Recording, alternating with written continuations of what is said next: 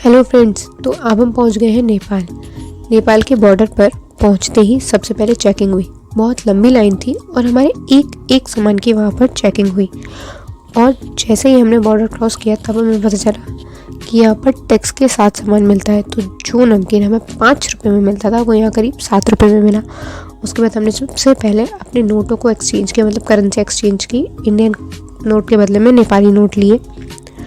और उसके बाद फिर हम गए एक शॉप पर जहाँ पर हमने नेपाली सिम ली, क्योंकि वो हमारी इंडिया की सिम काम नहीं कर रही थी।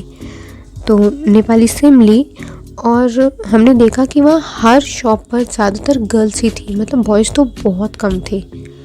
और उसके बाद हमने वहाँ नेपाली वेजिटेरियन मैगी ले ली। फिर हम चल दिए। यहाँ पर कभी एकदम से धूप हो जाती है और कभी बारिश होने लगती है, पता ही नहीं चलता मौसम का। वहाँ पहुँचते पहुँचते रात हो गई थी, तो पशुपतिनाथ भगवान के दर्शन तो हम कर नहीं सकते थे, इसलिए हमने रात को एक होटल ले लिया और हम उसमें ही रुक गए। इस होटल में अपने आप से फ़िल्टर लगा हुआ है, ये देखिए जैसे हमारे भारत में होता है ना वैसा। और उसके बाद हम गए पशुपतिनाथ भगवान के दर्शन करने।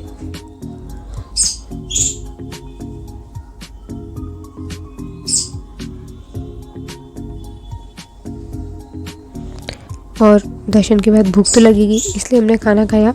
यहाँ पर इंडियन फूड बहुत कम था, मतलब वेजिटेरियन फूड ज़्यादातर सब कुछ ही नॉन वेज था। बड़ी मुश्किल से कुछ ही होटल ऐसे मिल रहे थे जहाँ पर हमें शुद्ध शाकाहारी भोजन यानी कि प्योर वेजिटेरियन फूड मिल पाए। तो हमने वही दाल चावल खाया सादा। देखिए यहाँ भी गर्ल ही है।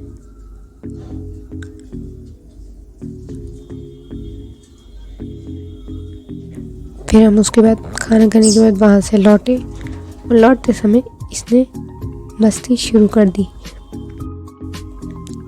और उसके बाद हम वहाँ से एक भवानी जी का मंदिर था, वहाँ दर्शन करने गए।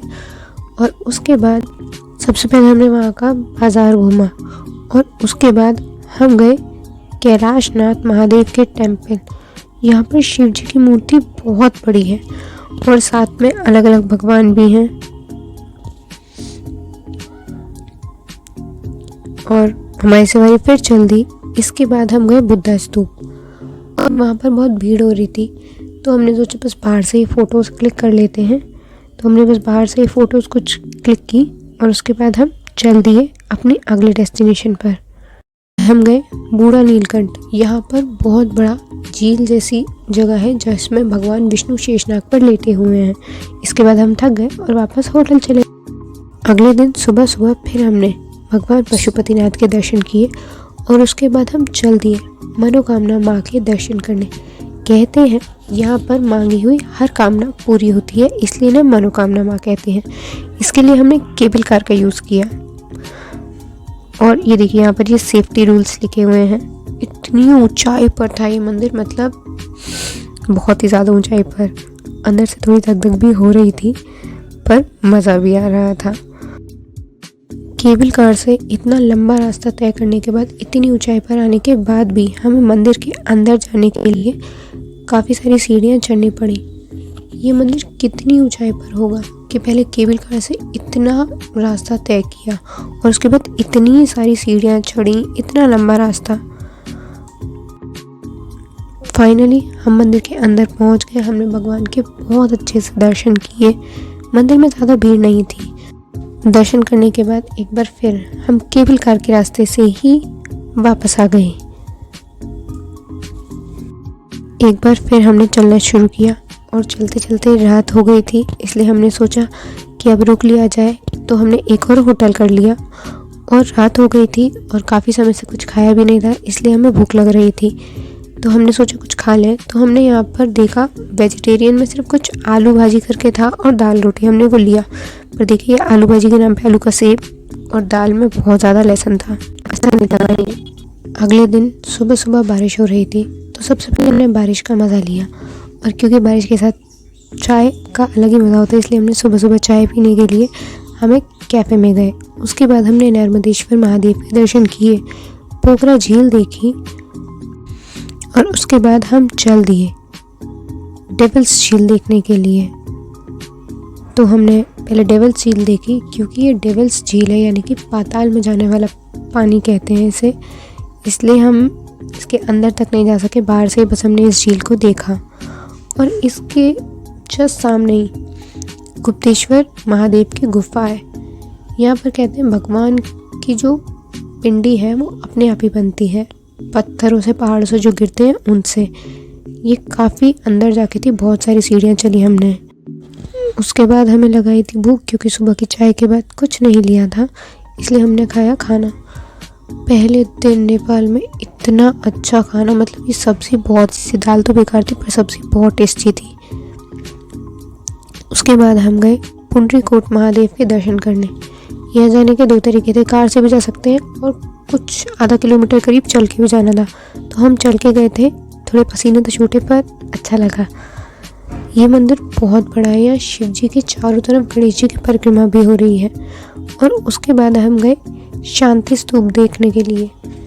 ये तो कम से कम 1.5 किलोमीटर तक पैदल ही चलना है, और यहाँ का रास्ता भी थोड़ा खंडर था, और यहाँ बस कार कुछ नहीं जा सकती थी।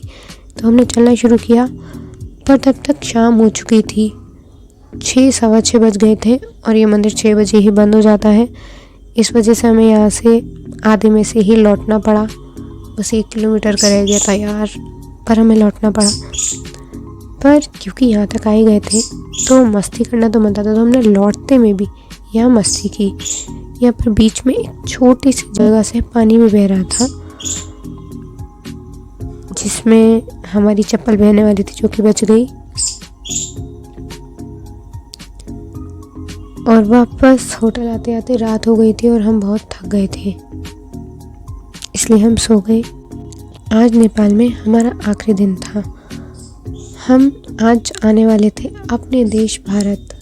दुनिया में कहीं भी घूम लो, अपना देश तो अपना देश ही होता है। तो हम निकल लिए, लेकिन हमें पहले ही भूख लगाई, इसलिए हम उसी होटल में गए जहां हमने कल खाना खाया था, जहां का खाना बहुत अच्छा था। तो हमने पहले वहां पर खाना खाया और उसके बाद हम चल दिए।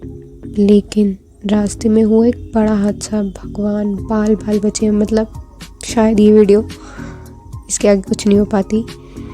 हमारी बस एक पत्थर से टकरा गई। ये देखिए पत्थर की क्या हालत हो गई है। और करीब 4-5 घंटे लगे बस को ठीक होने में।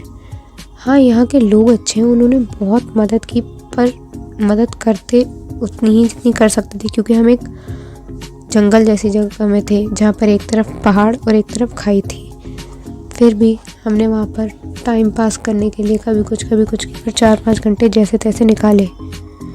फाइनली जब हमारी बस ठीक हुई, भगवान ने हम सबको सही सलामत भारत पहुंचा ही दिया।